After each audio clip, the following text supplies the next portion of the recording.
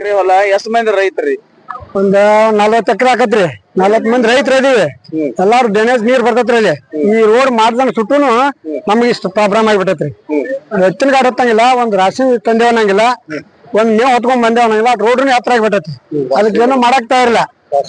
ವಾಸನೆ ನೀರಿಂದ ಅದು ವಾಸನೆ ಅದು ಓಡ್ದಾಡ್ಸಂತ 3-4 ಸಲ ಮನವಿ ಕೊಟ್ಟಿವಿ.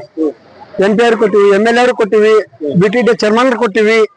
ಎಲ್ಲಾರ್ಗಿ ಹೋಗಿ ರೈತರು ಇಷ್ಟು ಹೋಗಿ ಕೊಟ್ಟಿವಿ. ಅದೇನ್ ದಾದ್ ಮಾಡಕತ್ತಾ ಇರಲ್ಲ. ಬಂದೇ ಇನ್ನೂ ಇಲ್ಲ. ಬರ್ತಾರ ನೋಡ್ತಾರ ಬರ್ತಾರಂತಾರ ಮತ್ತ ಅಲ್ಲನ್ರಿ ಮಾಡಕತ್ತ ಸ್ಟ್ರೈಕ್. ಅದಕ್ಕೆ ಯಾರು ಬರ್ತಾರ ನೋಡೋಣ. ಈ ಸಲ ಮನವಿ ಕೊಟ್ಟಿವಿ ಅನ್ನೋದನ್ನ ಅವ್ರಿಗೆ ಬರ್ತೈತಿ. ಬಿಡಂಗಿಲ್ರಿ.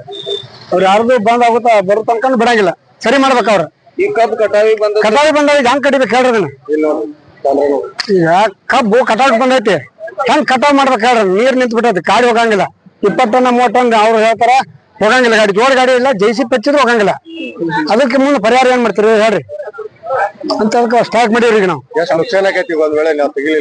ನೀವು ತೆಗಿಲಿಕ್ಕೆ ಒಂದ್ ಎಷ್ಟು ಒಂದ್ 20 ಎಕರೆ ಅಂದ್ರ ಟನ್ ನೋಡ್ರಿ. ಎಷ್ಟ ಎಕರೆಕ್ 50 ಟನ್ ಆಕತ್ರಿ. ಒಂದ್ ಎಕರೆಕ್ 50 ಟನ್. ಒಂದ್ 10 ಎಕರೆ ನೀರ್ ನಿಂತಿತ್ತಂದ್ರ ಅದ್ ಎಷ್ಟು ಟನ್ ಆಕತ್ ನೋಡ್ರಿ, ಲೆಕ್ಕ ಮಾಡ್ರಿ ನೀವು.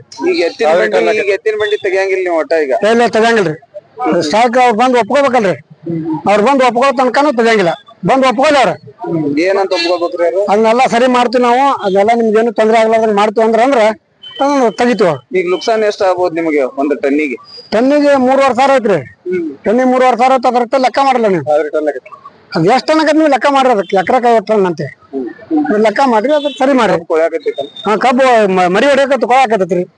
ಈಗ ಅವ್ರು ಕಡಿಯಾಕತ್ತಿದ್ರಂದ್ರ ಗಾಡಿ ಸಿಕ್ಕೊಂಡ್ ಬಿಡ್ತಾವ. JCB ಹಚ್ಚಿದ್ರು ಹೋಗಂಗಿಲ್ಲ, ಡಬಲ್ ಟ್ರ್ಯಾಕ್ಟರ್ ಹಚ್ಚಿದ್ರು ಹೋಗಂಗಿಲ್ಲ. JCB ಹಚ್ಚಿದ್ರ ರೊಕ್ಕ ಎಷ್ಟ ಆಕತ್ರಿ? ಅದಕ್ಕೆ 3,000 ಬೇಕ್ರಿ. ಒಂದ್ JCB ಬತ್ತಂದ್ರ. ಟ್ರ್ಯಾಕ್ಟರ್ದವ್ರು ಬಂದ್ರೆ 2,000 ಬೇಕ.